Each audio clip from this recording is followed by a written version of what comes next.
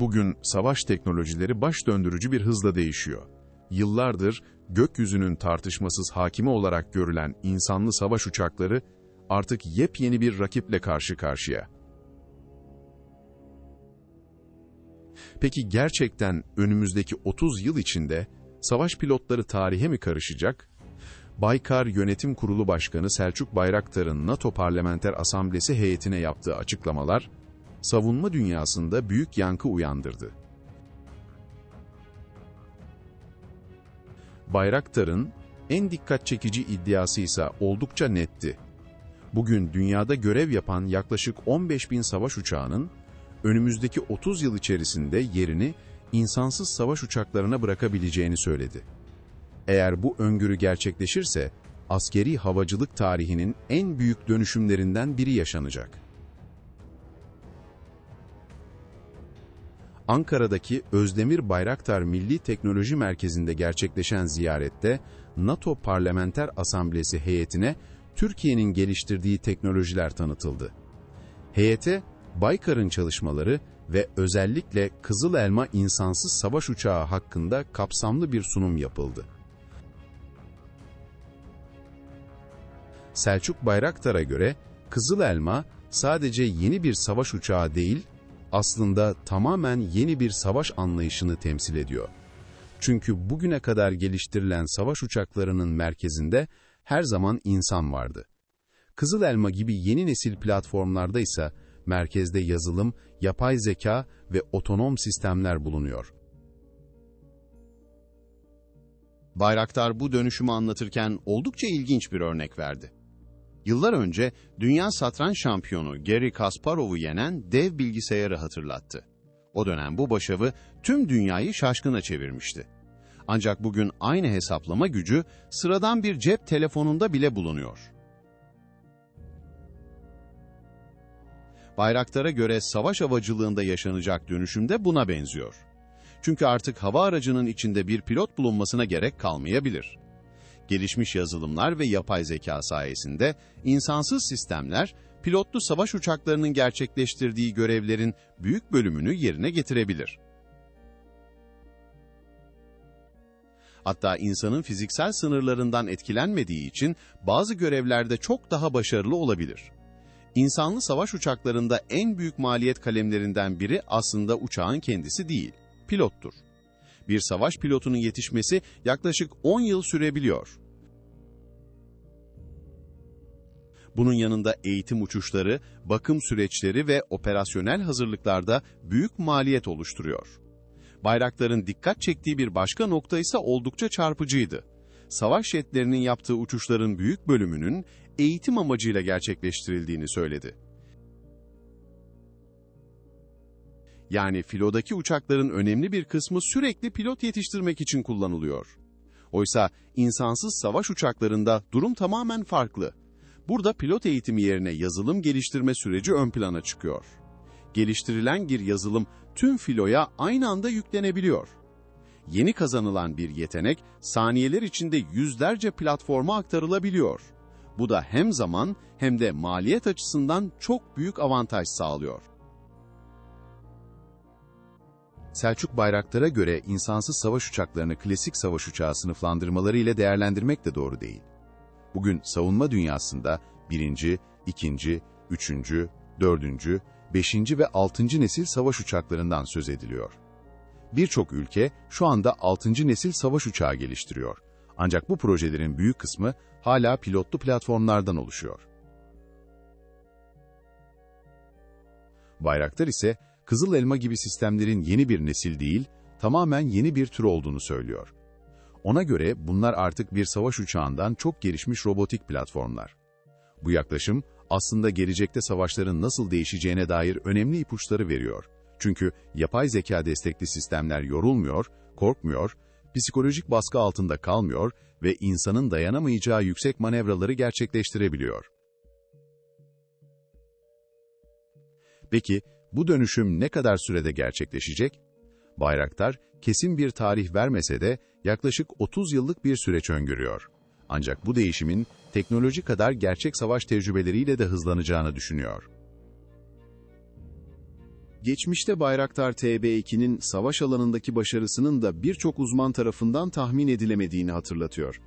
Aynı şekilde FPV dronların savaşlarda bu kadar etkili olacağını da çok az kişi öngörebilmişti. Ona göre askeri teknolojilerde asıl değişimi çoğu zaman savaş alanındaki gerçek deneyimler belirliyor. Yeni sistemler sahada başarı kazandıkça orduların bakış açısı da hızla değişiyor. Bayraktar konuşmasında drone tehditlerine karşı savunma konusuna da değindi. Özellikle düşük maliyetli kamikaze insansız hava araçlarının hava savunma sistemleri üzerinde ciddi baskı oluşturduğunu söyledi. Çünkü saldırıyı gerçekleştiren taraf çoğu zaman çok ucuz araçlar kullanırken bunları durdurmaya çalışan taraf milyonlarca dolarlık hava savunma füzeleri kullanmak zorunda kalabiliyor. Özellikle aynı anda yüzlerce hatta binlerce drone'un kullanıldığı senaryolarda savunma sistemleri hem ekonomik hem de teknik açıdan büyük zorluklarla karşılaşıyor. Bayraktar savunma sistemlerinin her zaman bir doygunluk sınırı olduğunu ve bu nedenle önleme faaliyetlerinin saldırıya göre çok daha maliyetli hale geldiğini ifade etti. Geleceğin savaş ortamına ilişkin değerlendirmelerinde ise yapay zekanın çok daha belirleyici olacağını söyledi. Önümüzdeki 10 yıl içerisinde farklı büyüklüklerde çok sayıda insansız hava aracının görev yapacağını öngören Bayraktar, bu platformların keşif, taarruz, elektronik harp, hava savunma ve hava üstünlüğü gibi birçok görevi üstlenebileceğini belirtti. Ancak konuşmasının sonunda önemli bir noktaya da dikkat çekti. Savunma teknolojileri geliştiren bir şirketin yöneticisi olmasına rağmen, dünyanın giderek daha fazla silahlanmasının insanlık açısından ciddi risk oluşturduğunu söyledi. Ona göre teknolojinin asıl amacı daha fazla yıkım üretmek değil, insanların yaşamını kolaylaştırmak olmalı.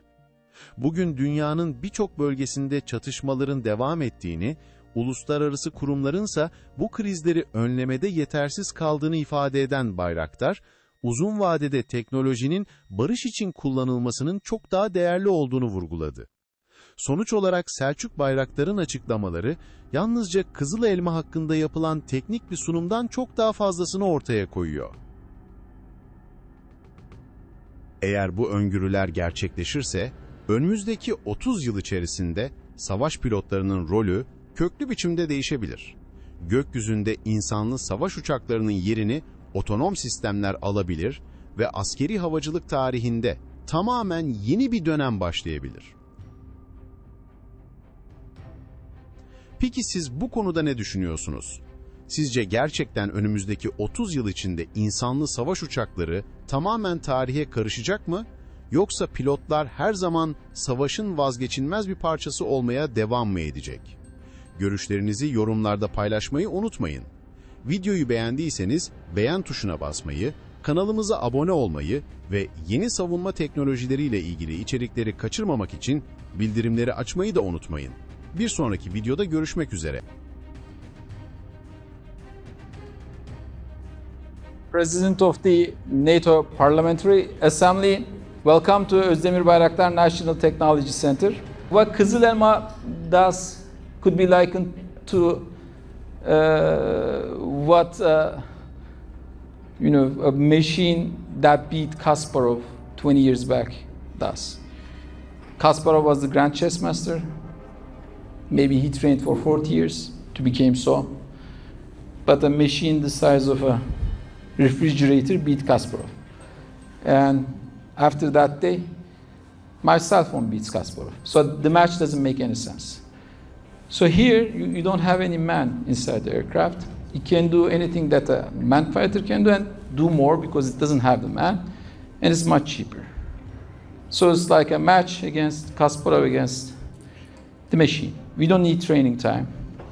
You need to train a pilot maybe 10 years to become a fighter pilot. And he has a lot to lose. He has a family. You know, the human element is the most expensive item, actually. Could you please elaborate a little more on the fighter jet, the autonomous fighter jet? How does it compare today with the manned fighter jets because it's not yet considered as an option for the majority of the air forces. How long do you think it will take to be an option? If you look at the preparations, like armies in the world, institutions in the world, prepare for what happened the last time. But you need to prepare for what's going to happen the next time. Nobody could foresee the success of Bayraktar TB2. Nobody. And then nobody could foresee the success of FPVs. No one. No military analyst, no military, ranking officer. It's only those who drive the change that have control over it. So now, the whole Top Gun, final Top Gun movie was about what? Again, the power of the ankle is gonna, beat the machine. No, it's not, because the machine doesn't. It's like a monster. So here, they're the game changer of the future, and we shouldn't compare them to, for example, first generation, second generation, fourth generation, fifth generation, or sixth generation aircraft. They're not the seventh generation, or they're not a generation unmanned fighter jets. They're a different species. These are robots.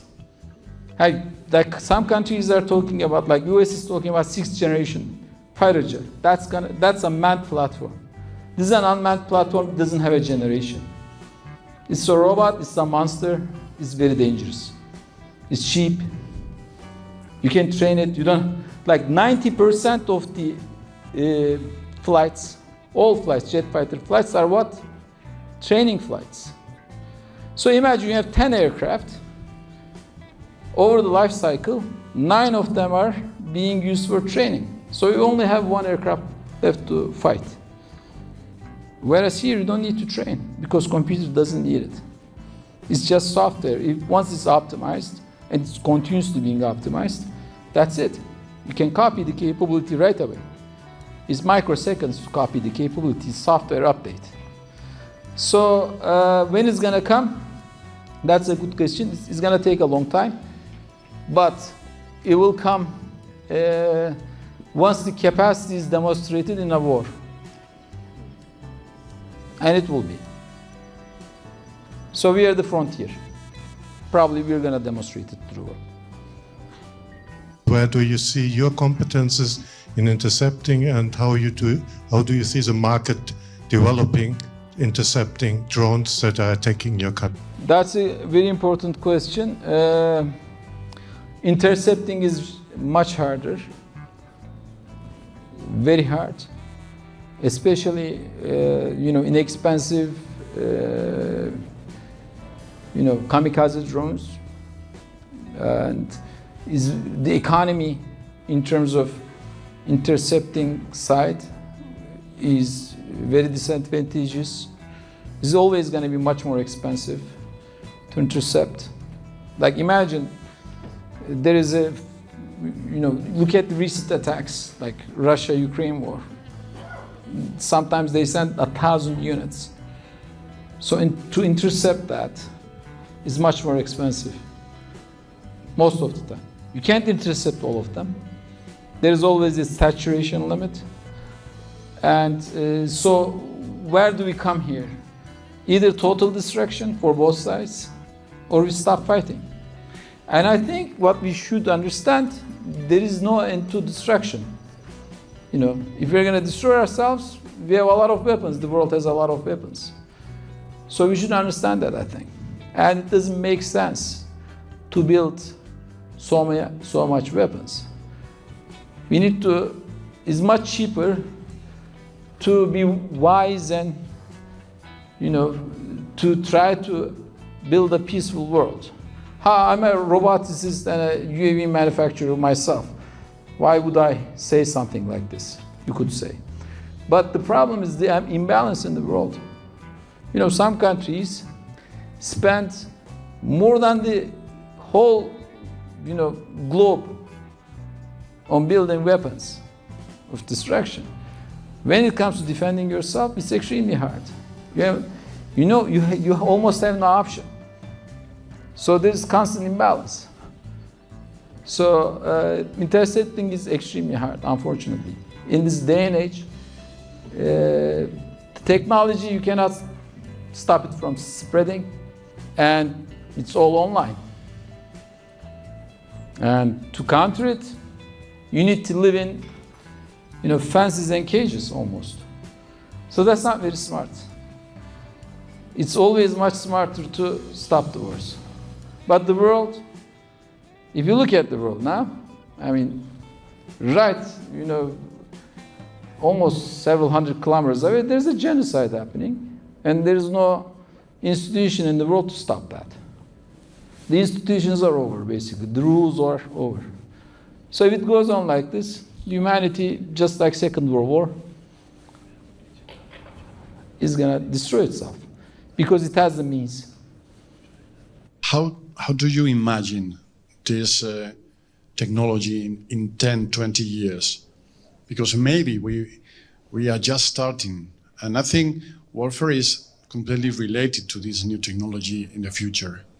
So maybe you are the one for helping us imagine how this technology will be in 10, 20 years. Yes, that's a very important question. First of all, it's very hard to imagine because we are living in exponential times. Everything is changing. At 30 years, that's hard to imagine. 5 years, yes. 10 years, I think we can do. 30, I think is very hard. And I hope, we, for example, Baykar, we always pursued as a technology company, how can we be more in the civilian side, predominantly in the civilian side, because it's always much better to build technology, not for weapons, but for, imagine, to cure the human sicknesses or human needs.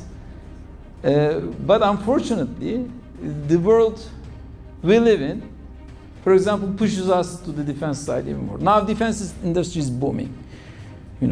Baykar's revenues are much higher. It's probably gonna be like that. It's hard to imagine what's gonna happen in 30 years. Because it's extremely hard, as I said, to stop the proliferation as well. In terms of terror, it's very dangerous, I think. As a researcher, 20 years back, we knew this. UAVs are extremely, dangerous in terms of, for example, terror, and also in terms of they're very lethal or very capable in terms of defense. But right now, I think we are at a different level. Like the capability of AI, in a sense, everything is called AI now. It's not AI, it's advanced algorithms. We had these algorithms, now they are miniaturized actually. Just because the computer speaks doesn't mean it's, it understands anything. It doesn't understand anything. So now everything is miniaturized and it's everywhere. It's online. So it's hard to imagine where it's going to go for 30 years. But 10 years, I can say drones, UAVs, they're going to grow. You will have all the sizes. Kızılelma, for example, there's like 15,000 fighters in the world, fighter jets. Unmanned fighters are going to replace all of them over time, in 30 years probably.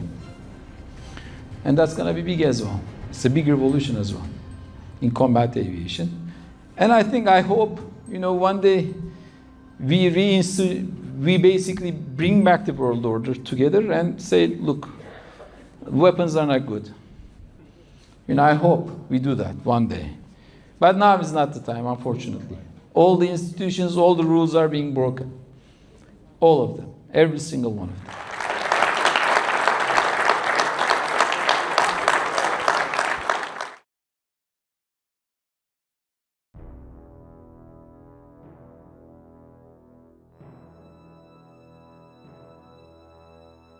Don't forget to subscribe to our channel to stay updated on military developments and technologies in Turkey and around the world.